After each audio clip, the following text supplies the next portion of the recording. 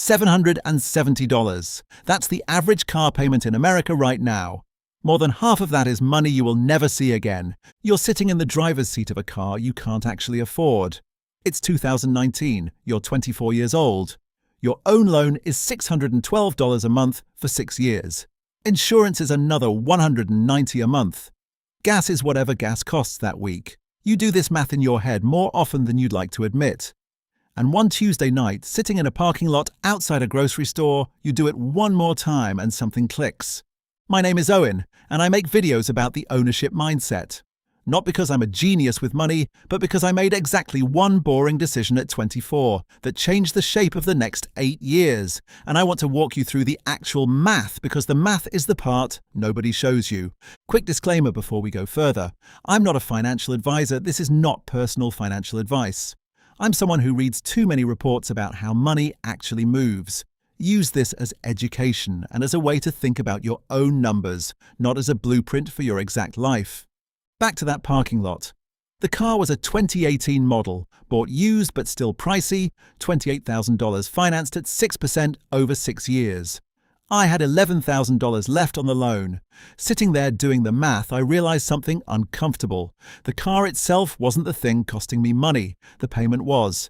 And more specifically, the gap between that payment and what a much cheaper car would cost was the real number. That $770 number from the start of this video comes from Experian's State of the Automotive Finance Market report for the first quarter of 2026. Over a 5-year loan, that is just over $46,000 leaving your pocket for one asset. And that asset is not quietly sitting still. It is losing value the entire time. LendingTree's analysis of car depreciation data shows a new car loses roughly 20% of its value in the first year alone. So you're not just spending $46,000, you are spending it on something that is actively shrinking while you pay for it. So here's what I did. I sold the car for $16,500, paid off the $11,000 loan, and walked away with $5,500 in cash. Then I bought a 4-year-old sedan for $9,000 in cash. No loan, no payment, just a car that starts every morning and gets me where I'm going. That swap dropped my monthly car-related spending from about $800 a month, insurance included, to roughly $140 a month for insurance and basic maintenance. Sitting down and doing the subtraction, that's $660 a month freed up. I won't pretend it felt good right away. It didn't. There were a few months where I sat in that sedan at a red light next to someone in a car twice as nice and felt genuinely stupid. There was one week I almost transferred money out of the fund to buy a jacket I didn't need. I didn't, but I thought about it. $660 a month doesn't sound like a headline number, and that's exactly the trap. Here's where it gets interesting. Instead of letting that money quietly disappear into slightly nicer takeout and a few more subscriptions, I set up an automatic transfer the same day my paycheck landed. $600 went straight into a low-cost index fund, tracking the S&P 500, before I ever saw it in my checking account. Quick math on what that actually does. Long-term stock market averages sit around 8% a year. That's not a guaranteed number. Some years are higher, some years are brutally negative, but as a long-run average, it holds up reasonably well. $660 a month at 8% annual growth for 8 years comes out to around $88,000. Read that again. $88,000 from a decision that felt at the time like admitting defeat, like giving up the nicer car, like telling people I drive a boring sedan now. Here's the part that stings a little. If I had kept the $28,000 car and just continued making that $612 payment for the full 6 years, I would have paid roughly $44,000 total.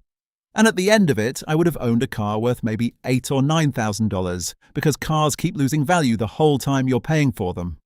So the real comparison isn't car versus no car, it's this. Option 1, pay $44,000 over 6 years, end up with a car worth $9,000. Net position negative $35,000. Option 2, sell early, redirect the difference into investments, end up with $88,000 in a fund, plus still having a functional car worth maybe $4,000 now, net position around $92,000.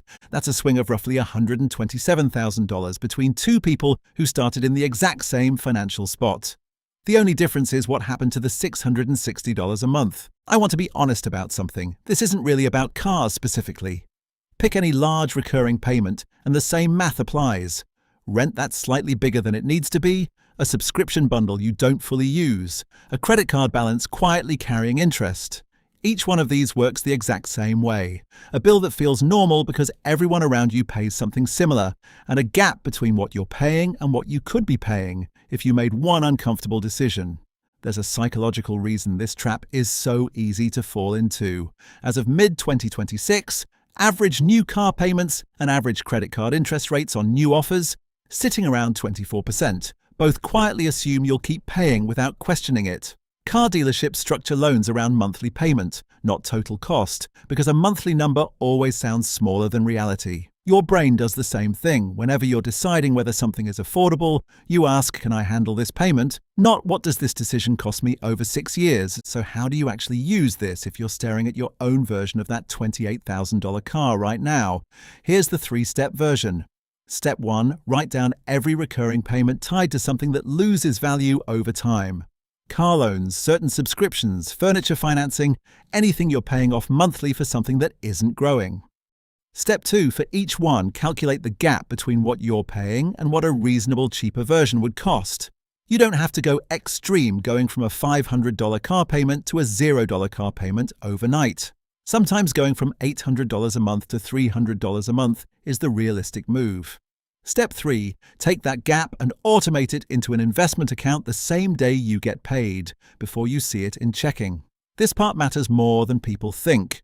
Money you see in your account gets spent. Money that leaves before you see it gets invested. I want to address the obvious pushback. Some of you are thinking, oh, and not everyone can just sell their car.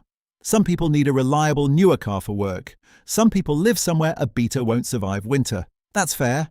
This isn't about everyone driving a $9,000 sedan. It's about running the actual numbers on your specific situation, instead of assuming the payment you're currently making is the only option available to you. 8 years after that parking lot decision, the sedan still runs. Nobody compliments it in a parking lot, but the fund has done exactly what compound growth does when you leave it alone. Slow for the first couple years, then noticeably faster once the base got bigger. Dalbar's research on investor behavior shows why staying boring matters. Over the 20 years ending in 2024, the average investor earned about 9.2% a year, while the market itself delivered about 10.3% a year. On $100,000 over 2 decades, that's the difference between $586,000 and $717,000, almost entirely from people jumping in and out at the wrong moments, staying automatic beat, trying to be clever. If there's one thing I'd want you to walk away with, it's this. The car itself was never the real decision. The real decision was what happens to the gap between what you're paying and what you could be paying. $28,000 is just a number. What it actually bought me wasn't a car. It was 8 years of a smaller number leaving my account every month, and a bigger number quietly growing somewhere I couldn't see it. Figure out your gap this week. You might be sitting on your own version of $88,000. If this helped you see your own numbers differently, follow along, because every week I take one normal financial decision people make without thinking and show what it actually costs. And before you go, tell me in the comments, what's your version of the $28,000 car, the payment you know is bigger than it needs to be? I read every comment, and I'll pull the best ones for a future video.